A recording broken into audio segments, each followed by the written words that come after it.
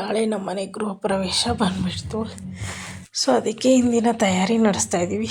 ನಾಳೆ ಗೃಹ ಪ್ರವೇಶ ನಮ್ಮ ಫ್ಲ್ಯಾಟಿದು. ಅದಕ್ಕೆ ನಾನಿದು ಹೊಸ ಪಾತ್ರೆ, ಹಾಲಿನ ಪಾತ್ರೆ ಹಾಲು ಉಗ್ಸೋಕ್ಕೆ 500 ಹೇಳಿದ್ದು ಪೂಜಾರಿ.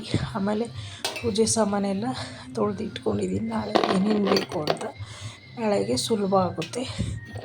ಸೊ ಅಲ್ಲಿ ಒಂದು ಕಡೆ ತಯಾರಿ ನಡೀತಾ ಇದ್ರೆ ನಾವಿಲ್ಲಿ ಮನೇಲಿ ನಾಳೆಗೆ ಏನೇನು ಬೇಕು ಅಂತ ನಮ್ಮ ಲೀಸ್ ಮನೆಯಲ್ಲಿ, ಭೋಗ್ಯದ ಮನೆಯಲ್ಲಿ ನಾವು ರೆಡಿ ಮಾಡ್ಕೋತಾ ಇದ್ವಿ. ಪೂಜೆ ಸಾಮಾನೆಲ್ಲ ತೊಳೆದು ಇಟ್ಕೊತಾ ಇದ್ದೀನಿ. ಇದು ಹೊಸ ಪಾತ್ರೆ ತಂದು ಕೊಟ್ಟಿರೋದಕ್ಕೆ ಒಂದ್ಸತಿ ತೊಳೆದಿಟ್ಟಿದ್ದು. ನಾನು ದೇವ್ರಿಗೆ ಕರ್ಪೂರ ನೋಡಿ, ದೀಪ, ಕಳಶ, ತಟ್ಟೆ ಎಲ್ಲ ತೊಳೆದು ಇಟ್ಬಿಟ್ಟಿದ್ದೀನಿ ನಾಳೆಗೆ ಬೇಕು ಅಂತ. ಇದಕ್ಕೆ ಆಮೇಲೆ ಗಡಿಬಿಡಿ ಯಾವುದು ಮರಿಬಾರ್ದು ಅಂತ ಫಸ್ಟೇ ಎಲ್ಲ ತೊಳೆದು ಇಟ್ಕೊಂಡೆ. ನೋಡಿ, ದೇವ್ರ ಫೋಟೋ ಎಲ್ಲ ಕ್ಲೀನಾಗಿ ಒರೆಸಿ ಇಟ್ಟಿದ್ದೀನಿ.